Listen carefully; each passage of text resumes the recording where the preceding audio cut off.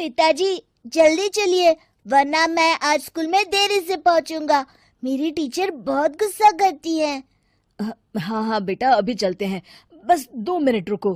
तभी रमेश की पत्नी कमरे से बाहर आती है और रमेश से कहती हैं, सुनिए जी, आज शाम को आप ऑफिस से जरा जल्दी घर आ जाइएगा।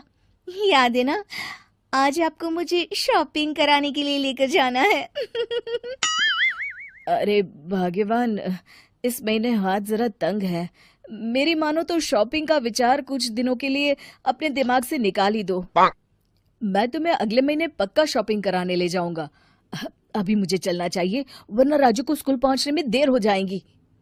देखिए जी, अब आपके ये बहाने पुराने हो चुके हैं। मैं कुछ नहीं जानती। आज शाम को मुझे शॉपिंग करने जाना है, मतलब जाना है। आगे आपकी मर्जी। अच्छा ठीक है भाग्यवान, अब तुम पूरा घर सर पर मत उठाओ, मैं कुछ करता हूँ।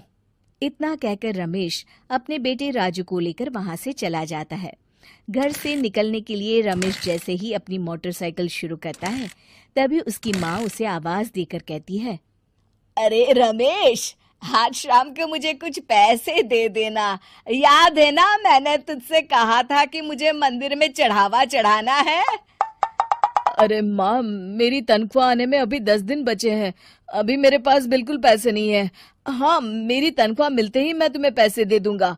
रमेश की माँ चिढ़कर कहती हैं, अरे तेरा दिमाग तो खराब नहीं हो गया? मैंने तेरे भरोसे मंदिर के पुजारी जी से वादा कर दिया है और तू कह रहा है कि पैसे नहीं है।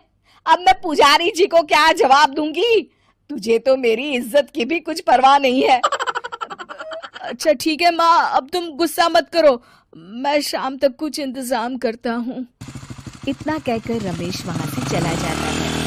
फिर दोपहर को जब रमेश अपने दफ्तर में बैठा होता है, तब उसे अपनी पत्नी और माँ की बातें याद आती हैं।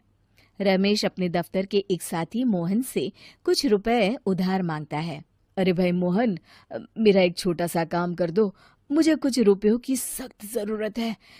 मुझे कुछ दिनों के लिए क्या तुम रुपए उधार दे सकते हो? अरे रमेश भाई, मैं तुम्हें पैसे उधार तो दे सकता हूँ, लेकिन मुझे वक्त पर पैसे लौटा देना। वैसे भी मेरा मानना है कि दोस्ती यारी में कभी पैसों का व्यवहार नहीं करना चाहिए। ये कहावत तो तुमने सुनी ही होगी कि उधार प्रेम की कैंची है। मैं नहीं चाहता कि पैसों को लेकर हमारा रिश्ता खराब हो। अरे मोहन, तुम बिल्कुल चिंता मत करो, मैं तुम्हारे पैसे वक्त पर लौटा दूंगा। फिर मोहन रमेश को पैसे दे देता है।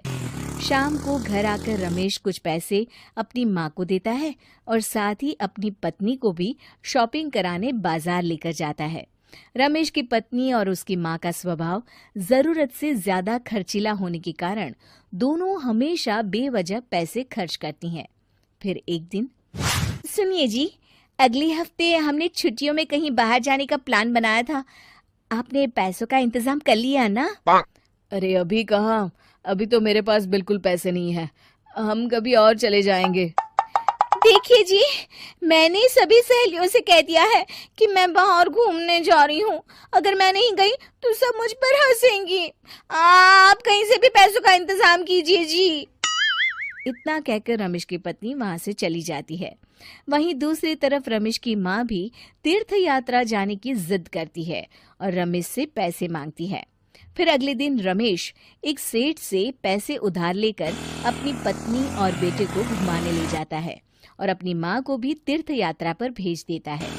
लेकिन जैसे ही रमेश अपनी छुट्टियां बिताकर वापस आता है, कर्जदार उसका जीना मुश्किल कर देते हैं। इतना ज्यादा कर्ज एक साथ अपने ऊपर देख रमेश काफी परेशान रहने लगता है। फिर एक दिन राजू की स्कूल की फीस वक्त पर न भर पाने के कारण रमेश को स्कूल में बुलाया जाता है। स्कूल के प्रिंसिपल साहब रमेश को सख्त हिदायत देते हैं कि अगर वक्त पर स्कूल की फीस नहीं भरी गई तो उनके बेटे का नाम स्कूल से काट दिया जाएगा। अपने बेटे की स्कूल की फीस भरने के लिए रमेश अपने दोस्त गिरधारी से कुछ पैसे उधार ले लेता है और स्कूल की फीस भर देता है। रमेश की माँ और उसकी पत्नी खर्चे और घर की जिम्मेदारी संभालते संभालते धीरे धीरे रमेश पूरी तरह कर्ज में डूब जाता है और तभी एक दिन दफ्तर में काम करते समय रमेश की तबीयत अचानक बिगड़ जाती है और वो बेहोश होकर गिर पड़ता है। उसे जल्दी से पास के एक अस्पताल में भर्ती कराया जाता है। रमेश के घर वालों को ये बात पता चल जाती है तो वे सभी अस्पताल पहुंचते हैं। अस्पताल के डॉक्टर साहब उन्हें बताते हैं, देखिए, देर रात तक जागने और जरूरत से ज्यादा काम करने की वजह से इन्हें चक्कर आ गया था। बेहतर यही होगा कि इन्हें कुछ दिनों के लिए पूरी तरह आराम करने दिया जाए। रमेश की हालत देखकर उसके बेटे राजू को बहुत गुस्सा आता है और वो अपनी दादी और माँ से कहता है, माँ, दादी, मैं इतना छोटा हूँ, फिर भी मैं इतना समझता हूँ कि पिताजी दिन रात दफ्तर में काम करके पैसे कमाते हैं। पिताजी अकेला पूरा घर संभालते हैं और आप दोनों अपने फिजूल के खर्चों के लिए उन पर दबाव डालते रहते हैं। आज पिताजी की हालत के जिम्मेदार तो आप दोनों हैं।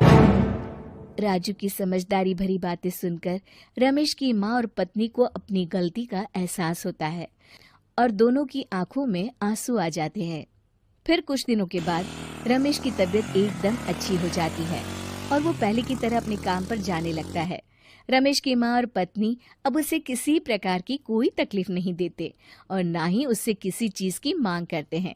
फिर देखते ही देखते रमेश अपने कर्ज के सारे पैसे चुका देता है। उसकी जिंदगी पहले की तरह अच्छी हो जाती है और वो अपने परिवार के साथ खुशी खुशी रहने लगता है। शिक्षा, हमारे रिश्ते एक तराजू की तरह होते हैं जिसकी दोनों ओर जिम्मेदारी और समझदारी का वजन बराबर होना चाहिए।